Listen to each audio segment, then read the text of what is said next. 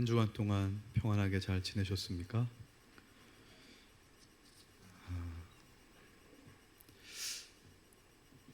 오늘은 이 로마서 4장 말씀을 통해서 하나님께서 여러분들에게 새로운 힘과 또 하늘의 능력을 주시는 그런 시간이 되기를 소망합니다.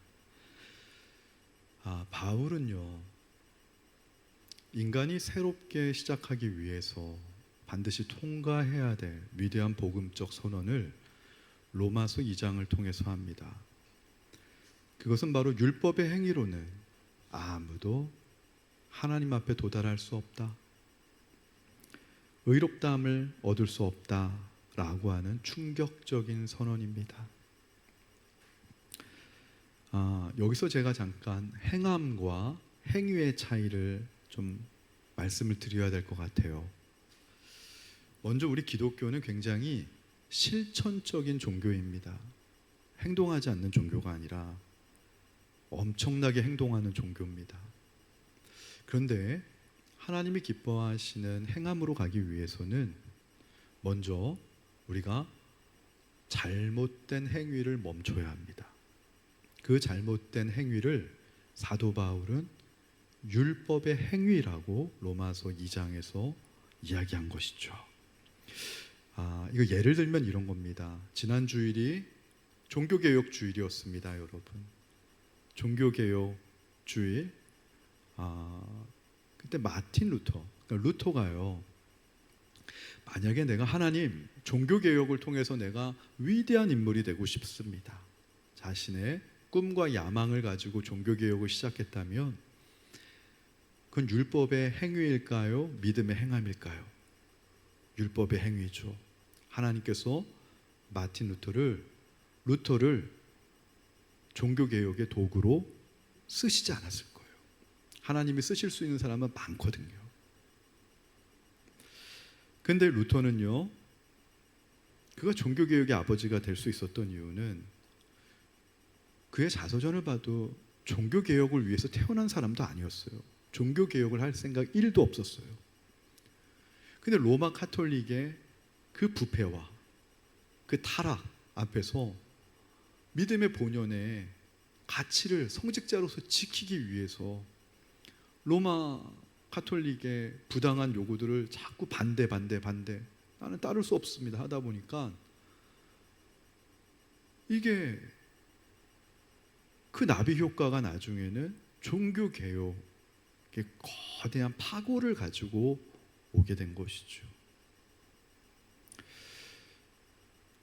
이처럼 인간의 욕심이나 야망이나 한을 풀기 위해서 자신의 힘과 노력과 수고로 하나님께 도달하려고 하는 모든 시도를 바울은 율법의 행위라고 정리를 했습니다. 근데 성경에는 이런 행위만 있는 게 아니라 행함도 있습니다. 이 행함에 대해서 잘 기술한 책이 야고보서인데요, 야고보서 1장 22절에 보면 너희는 말씀을 행하는 자가 되라. 그리고 야고보서 1장 23절에 보면 누구든지 말씀을 듣고 행하지 아니하면, 행함을 강조합니다. 그리고 25절에 보면 자유롭게 하는 온전한 율법을 들여다보고 있는 자는 듣고 잊어버리는 자가 아니요 실천하는 자니. 실천과 행함을 이야기하죠. 이 사람은 그 행하는 일에 복을 받으리라. 그리고 계속해서 14절에 보면 야고보서 2장 14절에 이렇게 이야기합니다. 내 형제들아, 만일 사람이 믿음이 있노라 하고 행함이 없으면 무슨 유익이 있으리요? 라고 하면서 행함을 강조합니다. 자, 그러면 이때 야고보서의 행함과 사도 바울이 로마서에서 이야기한 행위를 제가 좀 쉽게 정리를 해드리면 이런 겁니다. 먼저 주어가 누구냐는 거예요. 율법의 행위에서의 주어는 자기 자신입니다. 근데 믿음의 행함에 있어서 주어는 나에서 하나님으로 주어가 바뀌어지는 거예요. 자, 그럼 목적어가 어떻게 돼요? 율법의 행위에서 목적어는 자기의 욕심과 야망과 한, 이게 목적어가 돼요. 근데 믿음의 행함에 있어서 목적어는 어떻게 되죠? 하나님 나라와 하나님 뜻이 됩니다. 그리고요, 부사, 수단은 어떻게 되죠? 율법의 행위에서는 수단이 자기의 의와 수고와 노력이에요. 근데 믿음의 행함에서 부사 수단은 하나님의 의와 은혜와 성령의 도우심이 되는 것입니다. 이걸 통해서 율법의 행위와 믿음의 행함이 정반대구나 하는 것을 알 수 있는데, 우리 기독교는 하나님이 기뻐하시는 행함을 강조하는 종교입니다. 행하셔야 돼요. 그래서 기독교가 가장 실천적인 종교라고 하는 것을 알려주는 대목이, 성경에 보면 이런 구절이 있어요. 너희는 가만히 있어. 오늘 하나님께서 너희를 구원하시고 하나님의 하나님됨을 알지어다. 홍해 앞에서 뒤에 애국 군대가 추격해 오는데 모세와 이스라엘에게 하나님께서 가만히 있으라고 명령하는데, 이거를 보고 기독교는 실천하지 않는 종교인가 보다, 행하지 않는 종교인가 보다 오해하시면 안 됩니다.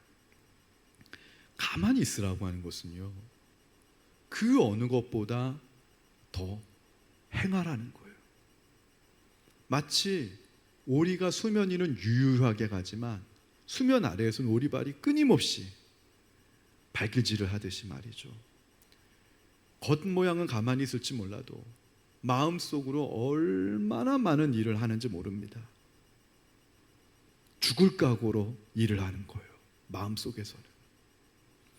제가 이렇게 웃으면서 설교하지만 제 마음속에서는 엄청난 폭풍과 고요함이 막 왔다리 갔다리 하면서 엄청난 일을 지금 제 마음속에서는 이루어지고 있는데, 성도님들 앞에서는 온화한 표정과 부드러운 말투를 유지하려고 애를 쓰지만 제 속에서는 지금 엄청난 에너지가 들어가는 그런 일들이 벌어지고 있는 것과 똑같은 것이죠.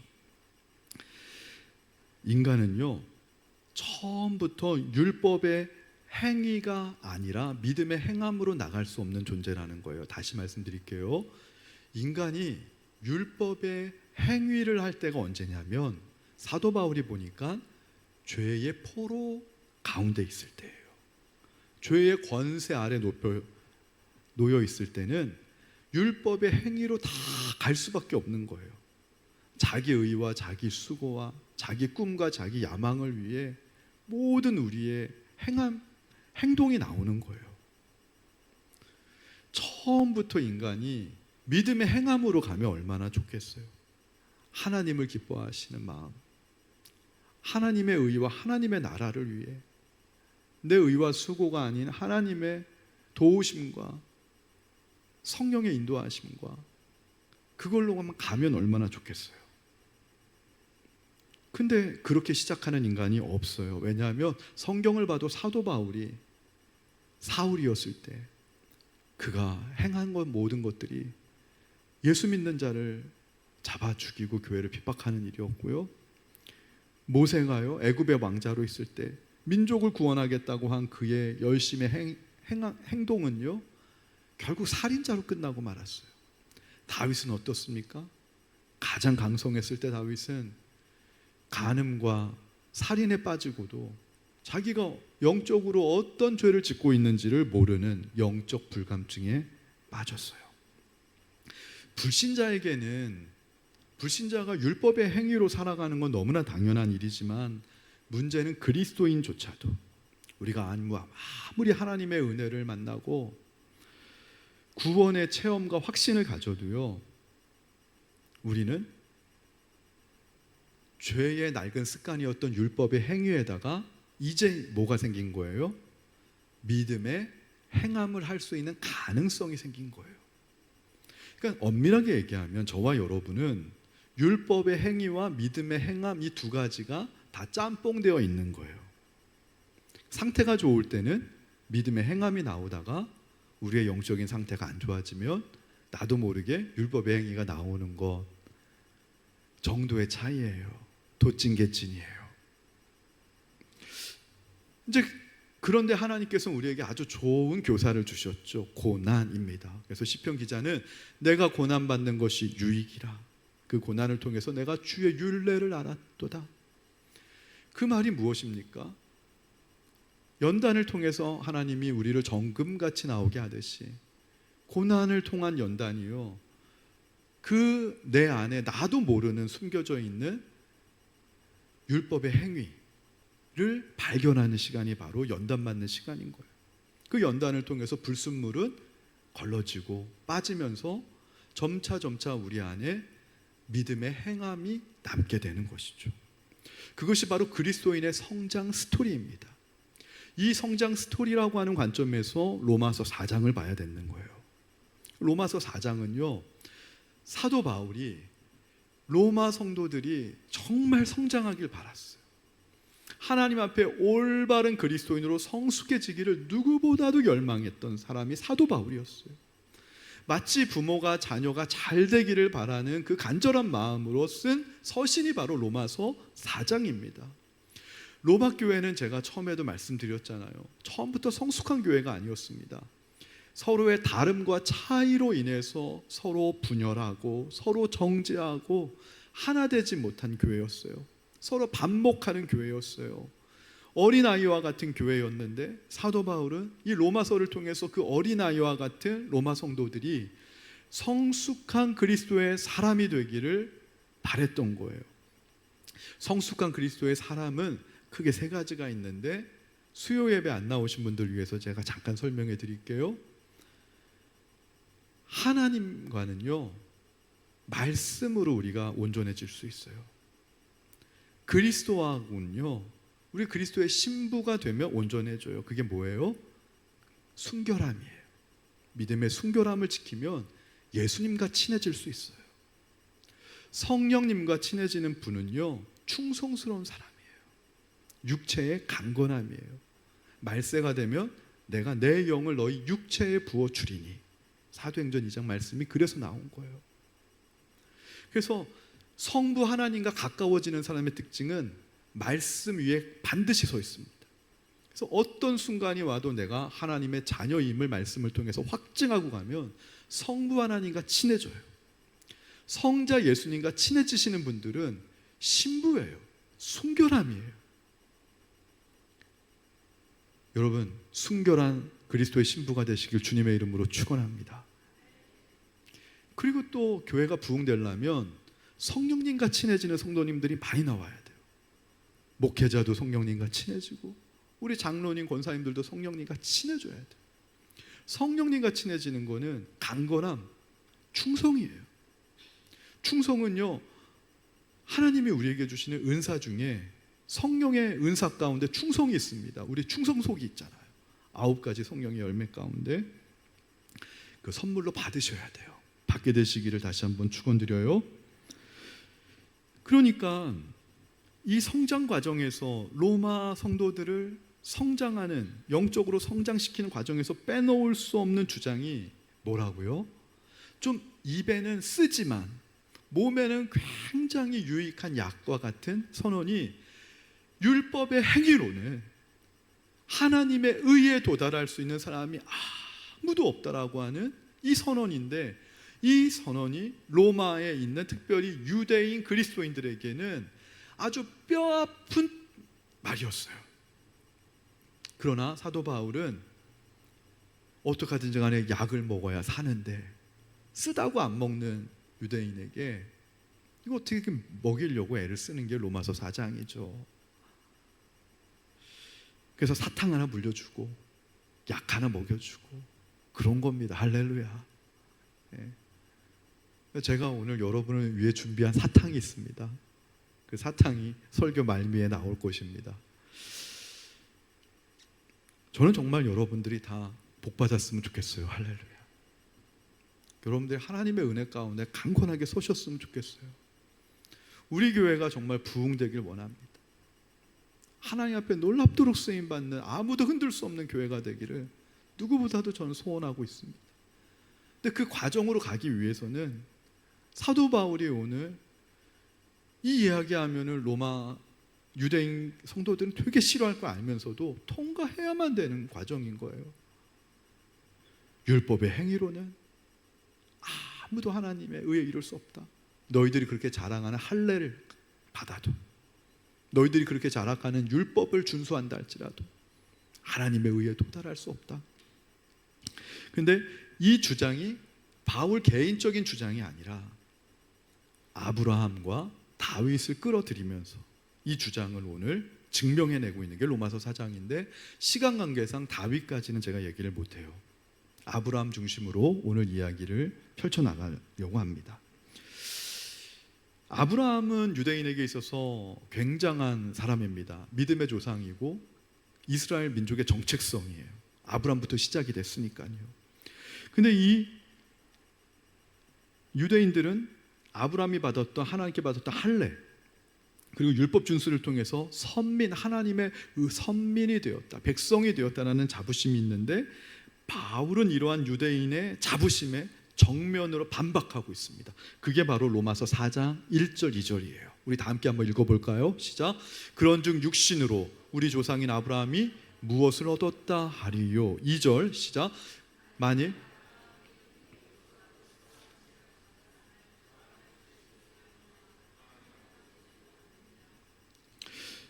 여러분, 아브라함이 만약에 자신의 의로운 행위나 업적으로 구원을 받은 게 사실이라면 아브라함도 하나님 앞에 자랑할 만한 것이 있었을 거예요. 그러나 바울은 오늘 성경을 통해 그 대단한 믿음의 조상 아브라함조차도요, 하나님 앞에선 자랑할 것이 하나도 없다라는 거예요. 그거를 증명하는 게 또 3절입니다. 로마서 4장 3절 시작. 3절 띄워주세요. 성경이 무엇을 말하느냐? 아브라함이 하나님을 믿음에 그것이 그에게 의로 여겨진 바 되었느니라.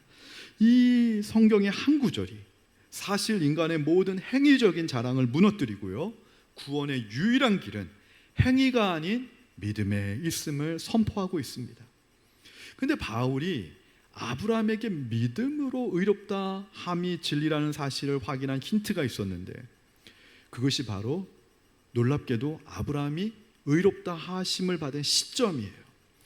언제 아브라함이 하나님으로부터 의롭다 하심을 받았지? 그 시점을 통해서 유대인들이 그렇게 자랑하던 율법의 행위, 할례와 율법 준수를 통해 하나님의 의에 도달할 수 있다라고 하는 논리를 무너뜨립니다.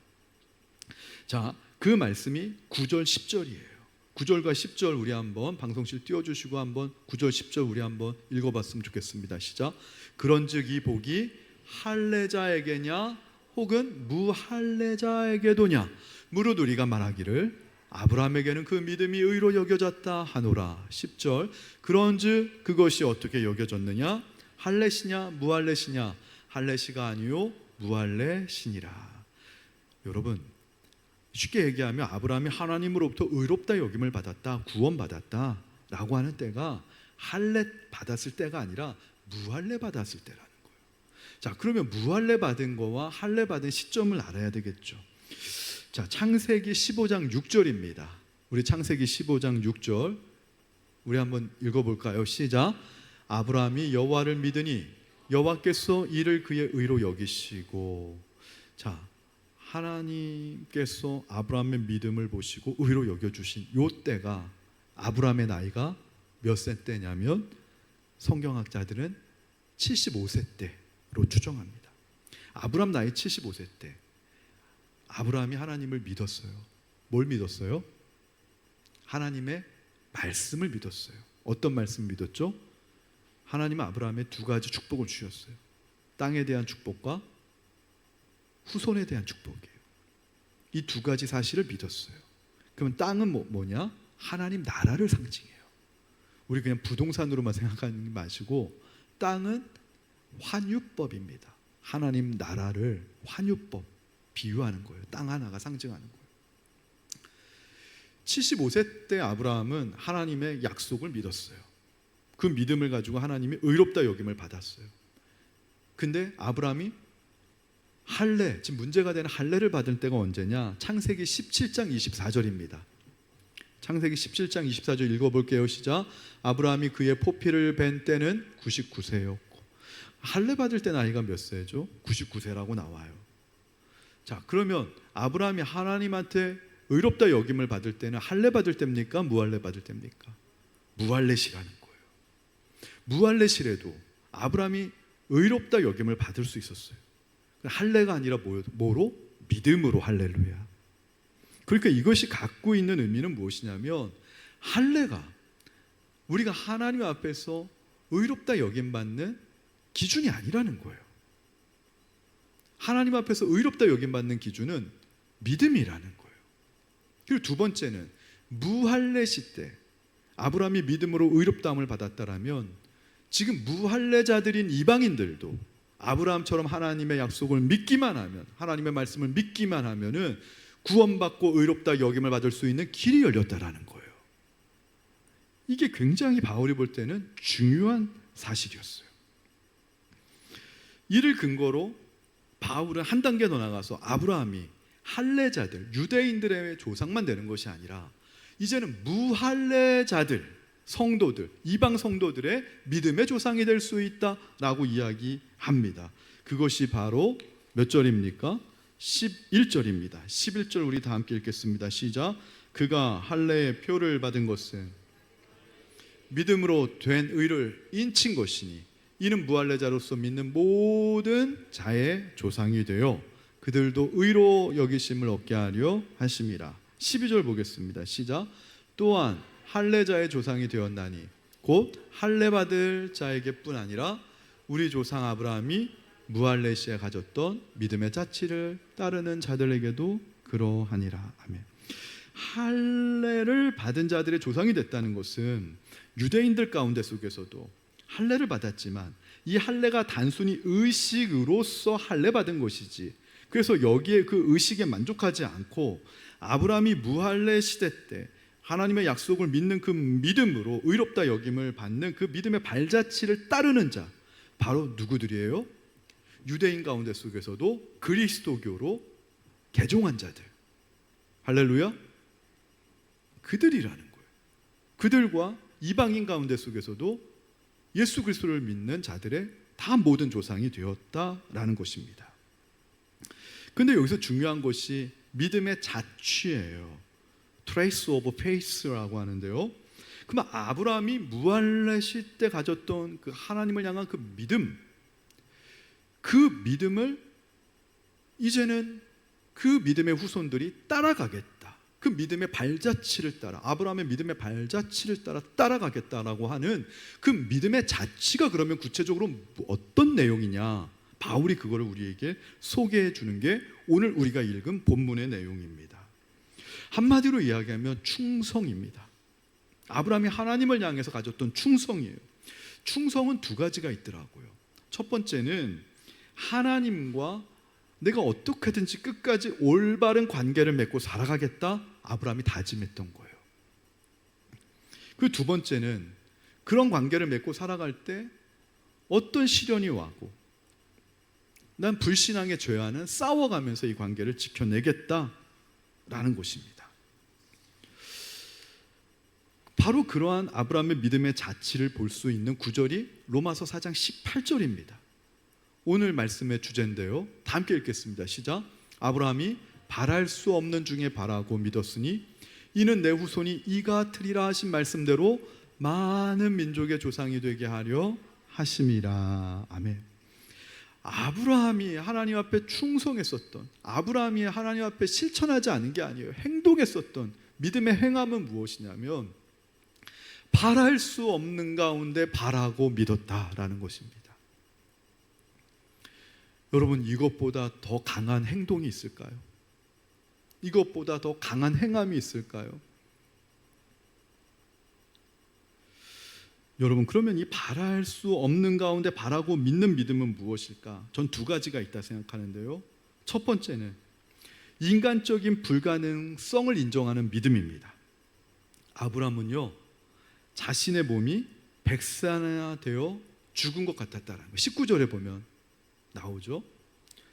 그리고 아내 사라의 태도 죽은 것 같았음을 알았습니다. 알았다라는 것은 뭐냐면 인정했다라는 거예요. 근데 두 번째가 더 중요해요. 그런 인간적인 불가능성을 인정하면서도 동시에 아브라함의 믿음은 약해지지 않았다고 나와요. 이런 태도가 중요합니다. 나의 상태나 환경을 인정하지 않는 것이 아닙니다. 아브라함은 인정했습니다. 내 몸은 이제 100세나 되어서 죽은 것 같았고 아내 사라의 태 자궁은 또 역시 죽은 것 같은 것을 인정하지 않는 것이 아니라 인정했다라는 거예요. 여러분, 만약에 우리가 이것을 인정하지 않으면요, 불신자들이 볼 때 우리 기독교인들은 정신 승리하는 집단처럼 보이거나 미치광이 집단처럼 보일 거예요. 어떤 분들은 그래요. 아니, 본인이 서울대를 못 갔는데 우리 아들은 하나님이 축복해 주시면 서울대 갈 거다, 서울대 갈 거다. 여러분, 그 유전이라는 게 있어요. 예. 가끔 돌연변이가 있어서 가기도 하지만 그걸 보고 여러분 그걸 꿈꾸시면 안 돼요. 인정해야 됩니다. 나는 성격이 안 좋은데 내 아들은 성격이 굉장히 좋은 아들이 될 것이다. 여러분, 그 무슨 심포라 그러죠? 여러분, 인정할 건 인정하셔야 돼요. 아브라함이 인정했어요. 내 몸이 100세나 되어 죽은 것 같다는 것은 새로운 생명을 탄생시키기에는 죽었다라는 거예요. 우리 사내도 사라, 우리 아내도 그 예쁘지만 죽었다라는 거예요. 새로운 생명을 탄생시키기에는 생물학적으로 죽었다라는 거예요. 그 인정했어요, 아브라함이. 근데 많은 어떤 교인들은 그러한 상황도 인정하는 걸 하나님이 기뻐하시지 않을 거라고 착각하시는 분들이 있습니다. 그거 가스라이팅 당하신 거예요. 하나님은요, 인정할 건 인정하라는 거예요. 나의 약함을 인정하는 것이 하나님 앞에서 부끄러운 게 아니고 불신앙이 아닙니다. 근데 더 중요한 게 있어요. 그러한 내 객관적인 상황과 상태와 환경을 인정하면서도 더 중요한 건 아브라함의 믿음이 약해지지 않았다라는 거예요. 어떤 믿음일까요? 아까 얘기했죠. 창세기 15장 6절. 아브라함이 이를 믿으니. 그럼 이를이 뭐예요? 하나님께서 의로 여기셨더니라. 이를은 하나님이 아브라함에게 나타나셔서 처음 주셨던 약속의 말씀을 믿으니 라는 것입니다. 할렐루야. 내 상황은 지금 몸이 100세나 되어가지고 죽었어요. 인간적으로는 불가능하다는 사실을 인정했어요. 아브라함도 알아요. 오죽하면 사라는 하나님 말씀하실 때 비웃었는 거예요. 내년 이맘쯤에 이삭이 태어날 거야. 비웃었다고 했어요. 인정했어요, 한쪽에서. 그거 하나님이 불신앙이라고 여긴다고 생각하시면 여러분 너무 경직되게 하나님 이해하시는 거예요. 우리 하나님 유머러스 하시고요. 우리 하나님 가슴이 너무 넓으시고요. 다 이해하세요. 저보다 저를 더 잘 아시는 분이 누구예요? 하나님이세요. 저는 제 머리카락이 몇 개인지 모르지만 하나님 다 알고 계세요. 내 마음에 내가 모르는 생각까지, 내가 모르는 욕망과 내가 모르는 자기의까지 다 아시는 분이 하나님이세요. 그런 하나님 앞에 아닌 척하지 말자고요. 아닌 척. 하나님이 함께 하시면 내가 100세지만 나는 날 수 있습니다. 여러분 인정하세요. 100세 되면 끝났다라는 거예요. 내 현실은 인정하지만 그러나 뭘 믿어요? 하나님의 약속의 말씀을 믿는 믿음은 약해지지 않았다라는 거예요. 이게 중요합니다. 이 아브라함의 믿음의 자취를 따라갔다라는 것은 무엇이냐면 로마에 수없이 많은 이 성도들도요, 자기들의 상황은 지금 어떤 상황이에요? 로마에서 기독교를 믿는다는 건 좋지 않은 상황이에요. 많은 걸 포기해야 되는 상황이에요.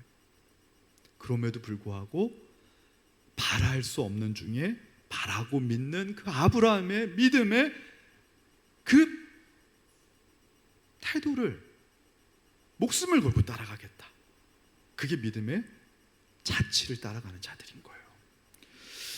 그래서 로마서 4장 21절 한번 볼까요? 어떻게 얘기하냐면 약속하신 그것을 또한 능히 이루실 줄을 확신한다는 거예요. 하나님이 누구에게 약속하신 거예요? 아브라함에게. 근데 지금 100세나 돼가지고 죽을 것 같지만 그러나 하나님은 능히 이루실 줄 확신한다는 거예요. 왜 그러냐면 17절 봅시다. 로마서 4장 17절에 보면 여기 힌트가 있습니다. 시작. 기록된 바 내가 너를 많은 민족의 조상으로 세웠다 하심과 같으니 그가 믿은 바 하나님은 죽은 자를 살리시며 없는 것을 있는 것으로 부르시는 이시니라. 여러분 생각해 보세요. 아브라함이 자기 몸은 죽었어요. 생명을 탄생시키기엔 이미 죽은 몸이에요. 근데 죽은 몸인 걸 아는데 하나님은 1년 후에 그 아브라함의 죽은 몸에서 이삭을 탄생시킵니다. 이걸 경험한 아브라함이 없는 것을 있는 것으로 부르시는 하나님을 알게 된 거예요. 할렐루야. 하나님의 창조는 무에서 유를 창조하시는 하나님인 거예요. 아브라함이 생식적인 능력이 있을 때 하나님이 이삭을 낳게 하셨으면 유에서 더 좋은 유를 창조하신 하나님으로 온 줄만 알았을 텐데, 아브라함이 100세나 되어 죽은 것 같은 그 상황이 아브라함으로 하여금 무에서 유를 창조하시는 하나님이었구나 하는 것을 몸으로 체득하는 시간이 된 거예요. 할렐루야. 그랬더니만 이게 창조신앙을 갖게 됐고요. 그게 창조신앙이에요. 아브라함이 천지를 지으신 하나님이 타임머신 타고 돌아가서 보지 않아도 내 몸이 100세나 되어서 죽은 것 같은 거였는데, 불가능했는데 여기서 이삭이 나온 걸 보면서 하나님은 무에서 유를 창조하신 하나님이시구나. 타임머신 타고 하나님이 천지 지을 때 안 가봐도 알게 되는 거예요. 할렐루야. 우리는 이 사실을 아브라함을 통한 말씀을 통해서 알게 되는 거예요. 할렐루야. 이게 믿어지는 축복이 있길 정말 축원합니다. 이런 아브라함이요, 이제 하나님이 이삭을 바치라고 할 때도 그래, 무에서 유를 창조하신 하나님인데, 없는 것에서 있는 것을 만들어내신 하나님인데 이삭을 바친다고 하나님이 이삭을 또 안 살려내실까? 그 부활의 믿음으로 갔을 때 여호와 이레인 어린 양 대신 예수 그리스도의 은혜를 경험하게 된 것이죠. 그래서 바울은 이 아브라함의 믿음이 창조신앙에서부터 부활신앙까지 갔다. 이것을 어디서 찾냐면 예수 그리스도에게서부터 발견하는 것이죠. 예수 그리스도가 우리를 위하여 죽으심으로 말미암아 우리는요, 유에서 유가 창조되는 게 아니라 무에서 유가 창조되는 새로운 피조물이 됨을 우리가 알아줘야 됩니다. 하나님이 말씀을 통해 저와 여러분에게 그런즉 이전 것은 지나갔으니 보라 새 것이 되었도다라는 것은 과거에 예수 믿기 전에 낡은 나의 상태에서 좀 더 도덕적으로 감화되고 좋아지는 상태 정도가 아니라, 유에서 유의 새로운 피조물이 아니라 완전 무에서 유로 하나님이 비춰주시는 새 피조물이 될 수 있다라는 거예요. 그래서 오늘 여기 계신 분들 가운데 하나님, 내 인생의 여정을 돌아보니까 꼭 사라 같아요. 아브라함 같아요. 100세나 되어서 죽은 것 같아요. 내 몸이, 내 사업이 그런 것 같아요. 내 경력이 그런 것 같아요. 내가 자녀를 키웠는데 그런 것 같아요. 그런 생각이 드시는 분이 있다면 100세나 된 죽은 것 같은 그 몸에서도 새로운 생명을 창조하시는, 일하시는 여호와, 성취하시는 여호와, 그 하나님을 만나게 되시기를 주님의 이름으로 축원합니다.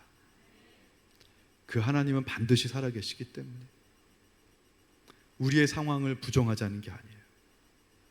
우리의 상황을 냉철하게 인정하면서도 불가능한 것 같지만 내게 말씀하시는 하나님의 말씀을 믿는 믿음, 불가능한 것 같은 상황 속에서 믿는 믿음, 바랄 수 없는 가운데 아브라함이 바라고 믿었더니 하나님이 의로 여겨주셨더라. 그 의로 일어서는 저와 여러분 되시기를 바라는데요, 하나님 오늘도 살아계시거든요. 저와 여러분을 위해 기도하고 계시거든요.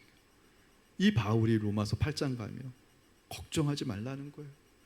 여러분 로마 교인들을 위해 기도하는 분이 있다는 거예요. 하늘에서 성령님이 우리는 기도할 바를 알지도 못하는데 우리를 위하여 말할 수 없는 탄식으로 기도하고 계신다라는 거예요. 성령님이 여러분을 위해 기도하고 계셔요. 예수님이 여러분을 위해 기도하고 계세요.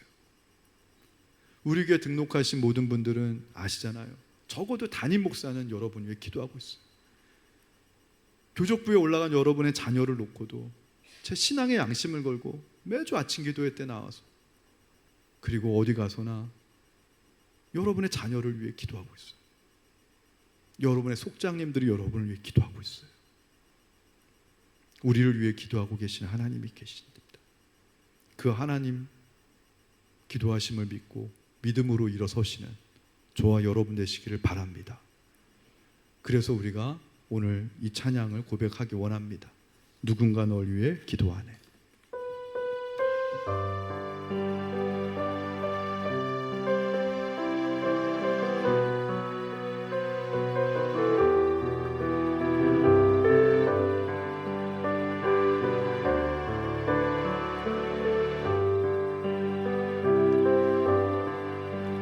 당신이 지쳐서 기도할 수 없고 눈물이 빗물처럼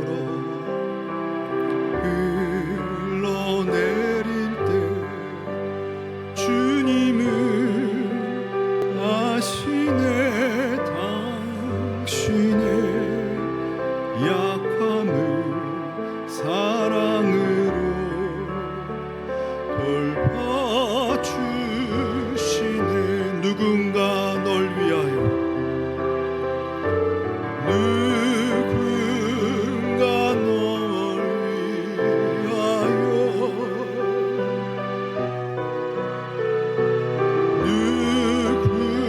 누군가 기도하네.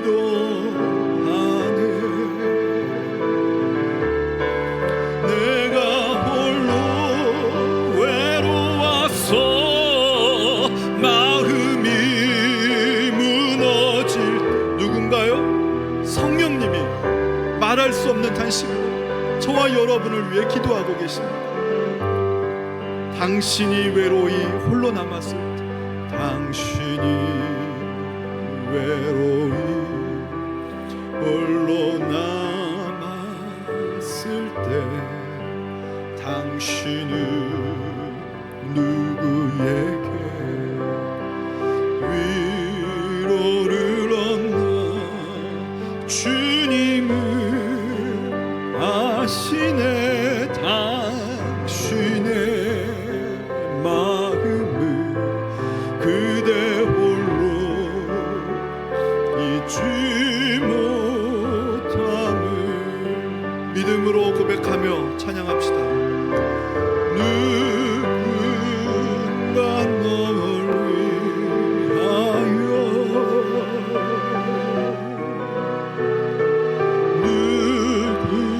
누군가 기도하네.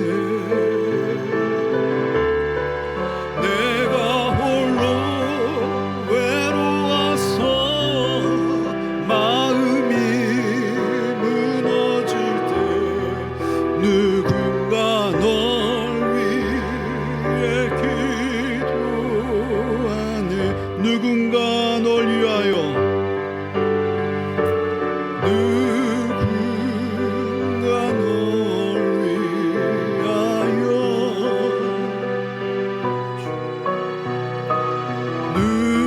누군가 기도하네. 내가 홀로 외로워서 마음이 무너질 때 누군가 널 위해 기도하. 이제는 예수의 이름으로 일어서야 될 시간입니다. 예수의 이름으로 선포합시다. 나는 일어서리라. 주가 주신 능력으로 나는 일어서리라. 원수가 날 향해 와도 쓰러지지 않으리.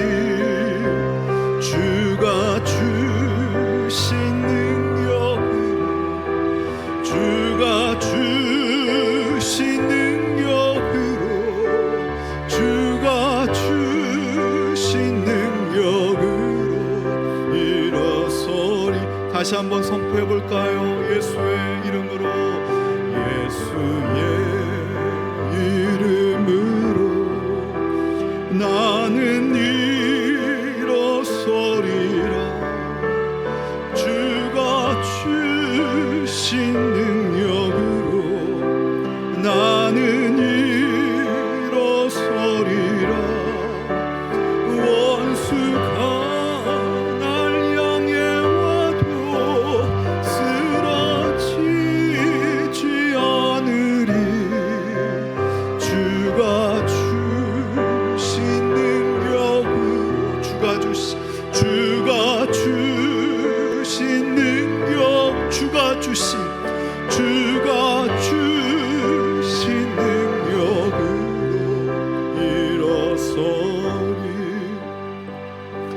여러분, 제가 이 찬양하면서 계속 하나님한테 물었어요. 하나님, 이 찬양 가사 가운데 주가 주신 능력으로 이게 도대체 무슨 능력입니까? 하나님 저한테 너 방금 전에 말씀 전하지 않았냐? 바랄 수 없는 가운데 바라고 믿는 그 믿음, 그거 내가 준 능력이다. 여러분, 부끄러워하지 마십시오. 우리의 환경과 우리의 상황과 처지가 100세가 된 아브라함처럼 죽은 것 같아도요, 다 끝난 것 같아도요, 바랄 수 없는 가운데 바라고 믿는 그 믿음을 부끄러워하지 마십시오. 그 하나님의 말씀을 의지하는 그 믿음을 여러분 정말 부끄러워하지 마십시오. 하나님은 아브라함이 이를 믿으니 그 믿음을 의로 여겨주셨다고 하셨습니다. 여러분, 새로워지실 수 있습니다. 회복될 수 있습니다. 없는 것을 있는 것으로 만드신 하나님께서, 무에서 유를 창조하신 하나님께서 우리의 모든 마음과 생각과 환경과 처지를 하나님 새롭게 창조하여 주시고 새롭게 빚어주시고 하나님 의로 여겨 주시옵소서. 주님이 주신 능력으로 일어서게 하여 주옵소서. 한 주간 이 믿음으로 달려가게 해달라고 이 시간 주님의 이름 한번 외치고 간절히 이 시간 우리 기도하길 원합니다. 주여, 하나님 아버지 아시죠? 하나님 바랄 수 없는 가운데 바라고 믿는 것이 부끄러운 것이 아님을 알게 하여 주옵소서. 하나님, 나는 연약합니다. 100세나 된 아브라함의 몸과 같이 죽은 것 같습니다. 아무런 희망이 없고 인간적으로는 불가능합니다. 그러나 그 몸에서 약속의 후손인 이삭을 창조해내신 하나님, 새로운 생명을 탄생시키신 하나님, 무에서 유를 만들어내시고 창조하신 하나님이 오늘 우리에게도 찾아와 주셔서 주가 주신 능력으로 이 믿음으로 일어서길 바란다라고 주님 말씀하실 때 한번 믿어드리길 원합니다. 내가 믿길 원합니다. 믿음으로 나를 보고 믿는 것이 아니라 나에게 주신 하나님의 말씀을 믿으며 나가길 원합니다. 하나님, 우리 말레이시아 한인교회 축복하여 주옵소서. 우리를 위하여 말할 수 없는 탄식으로 중보기도 하시는 성령님의 그 간구를 받는 다 소중한 존재이고 귀중한 존재임을 서로가 알며 서로 축복하고 서로 하나 되고 믿음의 축복을 받으며 하나님의 영광을 드러내는 이 자리에 모인 모든 성도님들 다 되실 수 있도록 주여 은혜를 더하여 주옵소서. 주여 축복하여 주옵소서. 예수님의 이름으로 기도하옵나이다. 아멘.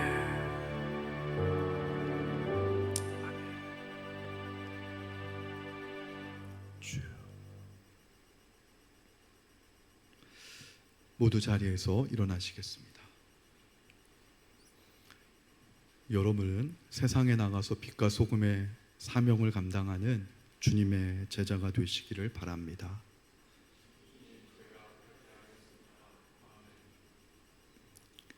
하나님, 오늘 살아계신 하나님을 만나고 살아계신 하나님의 음성을 듣고 저도 100세나 같이 죽은 것 같은 아브라함의 몸 같은 상황이지만 바랄 수 없는 가운데에 감히 바라보고 믿을 수 없는 가운데 속에 감히 믿어보고 그렇게 하나님의